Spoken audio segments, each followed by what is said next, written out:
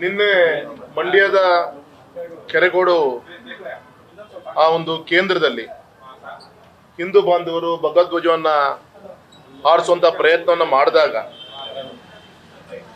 ಅದನ್ನ ಇಳಿಸಿ ರಾಷ್ಟ್ರಧ್ವಜವನ್ನ ಹಾರಿಸಿದ್ದಾರೆ.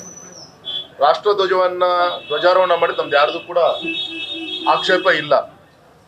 ಆದ್ರೆ ದುರುದ್ದೇಶದಿಂದ ನಮ್ಮ ಭಗವಧ್ವಜವನ್ನ ಹಾರಿಸಿದಾಗ ಅದನ್ನು ಇಳಿಸಿ ಈ ರೀತಿಯಂತ ಒಂದು ಷಡ್ಯಂತ್ರವನ್ನ ಮಾಡುವಂತ ಪ್ರಯತ್ನವನ್ನು ಇವತ್ತಿನ ಸರ್ಕಾರದ ಒಂದು ಕಪಿಮುಷ್ಟಿಯಲ್ಲಿ ಅವರ ಸಹಕಾರದಿಂದ ಈ ಒಂದು ಪ್ರಯತ್ನ ಮಾಡಿದ್ದಾರೆ.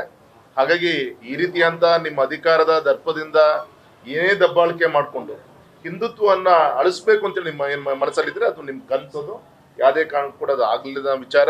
ಯಾಕಂದ್ರೆ ಇಡೀ ರಾಷ್ಟ್ರ ಇವತ್ತು ಮೋದಿಜಿ ಅವರ ನೇತೃತ್ವದಲ್ಲಿ ಹಿಂದುತ್ವದ ಅಡಿಯಲ್ಲಿ ಈ ದೇಶದಲ್ಲಿ ವಾಸ ಮಾಡ್ತಾರೆ. ನಾವೆಲ್ಲರೂ ಕೂಡ ಹಿಂದೂಗಳು. ಆ ಧ್ವಜಕ್ಕೆ ಅವಮಾನ ಆಗದ ರೀತಿಯಲ್ಲಿ ಇವತ್ತು ಅದಕ್ಕೆಲ್ಲ ರೀತಿಯ ಶಕ್ತಿ ಸಿಗ್ತಿರ್ತ ಈ ಸಂದರ್ಭದಲ್ಲಿ ಇವತ್ತು ಕಾಂಗ್ರೆಸ್ಸಿನ ಒಂದು ತುಷ್ಟೀಕರಣ ರಾಜಕಾರಣದಿಂದ ಈಗಾಗಲೇ ದೇಶದಲ್ಲಿ ಎರಡು ರಾಜ್ಯದಲ್ಲಿ ಉಳಿಯುವಂತ ಒಂದು ಪರಿಸ್ಥಿತಿ ಬಂದಿದೆ.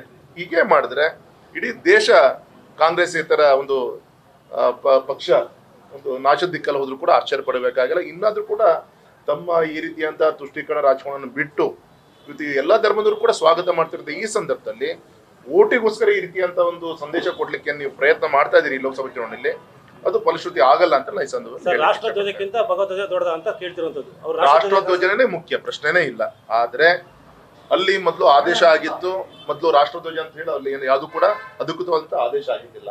ಯಾವತ್ ಭಗವಧ್ವಜ ಆದ್ಮೇಲೆ ಈ ರೀತಿ ರಾಷ್ಟ್ರಧ್ವಜನ ಹಾರಿಸಿ ಒಂದು ಇಕ್ಕಟ್ಟೆ ಸಿರಿಸುವಂತದ್ದು ಬುದ್ಧಿವಂತಿಕೆಯಿಂದ ಈ ಸರ್ಕಾರ ಮಾಡುವಂತ ಪ್ರಯತ್ನ ಆಗಿದೆ.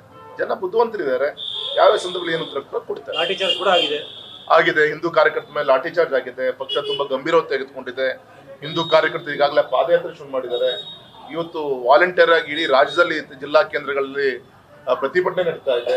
ಹಾಗಾಗಿ ಆ ಬಿಸಿಯನ್ನ ಬರೋದ್ರಿಂದ ಎದುರಿಸಬೇಕಾಗ್ತದೆ. ಅಲ್ಲಿ ಮುಸ್ಲಿಮ್ಸರೇ ಅದರಿಂದ ಏನು ಸಮಸ್ಯೆ ಇಲ್ಲ ಇದು ಅಂತ ಹೇಳಿ ಅಲ್ಲಿಯರೇ ಹೇಳ್ತಿದ್ದಾರೆ.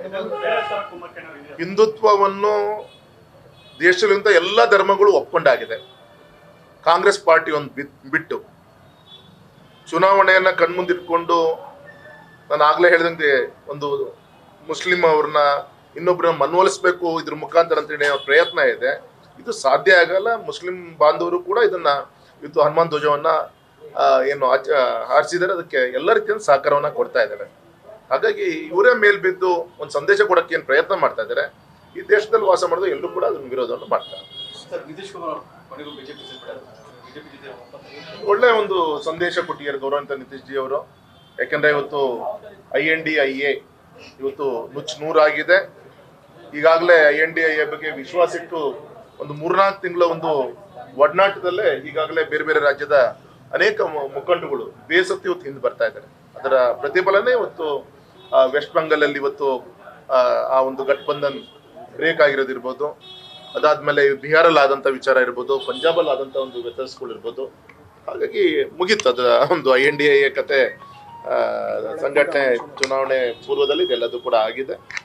ಅಬ್ಸಲ್ಯೂಟ್ ಆಗಿ ನಮ್ಮ ಈಗಿನ ಸಮೀಕ್ಷೆ ಪ್ರಕಾರ ಸುಮಾರು ಇಡೀ ನಮ್ಮ ರಾಷ್ಟ್ರದಲ್ಲಿ ಒಂದು 400ಕ್ಕಿಂತ ಹೆಚ್ಚು ಭಾರತೀಯ ಜನತಾ ಪಕ್ಷದ ಲೋಕಸಭಾ ಕ್ಷೇತ್ರ ಗೆಲ್ಲಬಹುದು ಅಂತಿತ್ತು. ಈ INDIA ತುಂಡಾದ್ಮೇಲೆ ಇನ್ನೂ ಹೆಚ್ಚಿಗೆ ನಾವು ನಿರೀಕ್ಷೆ ಮಾಡ್ಲಿಕ್ಕೆ ಒಂದು ಒಳ್ಳೆ ಅವಕಾಶ ಸಿಕ್ಕಿದೆ ಅಂತ ನಾನು ಹೇಳಲಿಕ್ಕೆ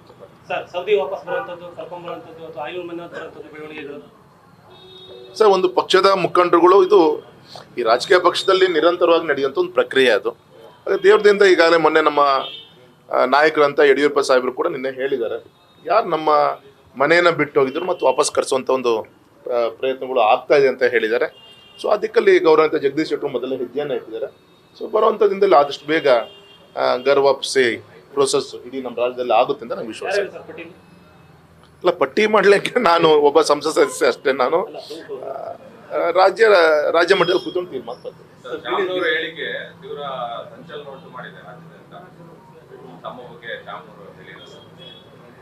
ಶಾಮನೂರಜ್ಜ ನಿನ್ನೆ ಆಶೋಧನ ಮಾಡಿದ್ದಾರೆ. ನಾನು ಆಗ್ಲೇ ಮಾತಾಡ್ತಾ ಹೇಳಿದೆ, ಒಂದು ನಮ್ಮ ತಂದೆ ಮಾಡಿದಂಥ ಒಂದು ಪುಣ್ಯದ ಕೆಲಸ ಏನಿದೆ ಅದು ಆಶೀರ್ವಾದವಾಗಿ ಇವತ್ತು ನನ್ನ ಮೇಲೂ ಕೂಡ ಅದ್ರ ಪರಿಣಾಮ ಬಿದ್ದಿದೆ ಅಂತ ನಾನು ಹೇಳಲಿಕ್ಕೆ ಹೇಳಿದ್ರೆ ಅವರಾಗೆ ಪಾಪ ಹೇಳಿದ್ದಾರೆ. ಈಗ ಬಾಯಿ ತಪ್ಪು ನಾನು ಮಾತಾಡಿದಂತೆಲ್ಲ ಅಪಾಲಜಿನೂ ಕೂಡ ಅವ್ರು ಕೇಳಿದ್ರಿಂದ ಮತ್ತೆ ಅದನ್ನ ವಿಷಯ ಹೇಳಿ ಅಂತ ಅವಶ್ಯಕ. Thank you. ನ್ಯೂಸ್ ಫಸ್ಟ್ ನಿರ್ಭೀತಿಯಿಂದ ನಿಮ್ಮ ಪರವಾಗಿ.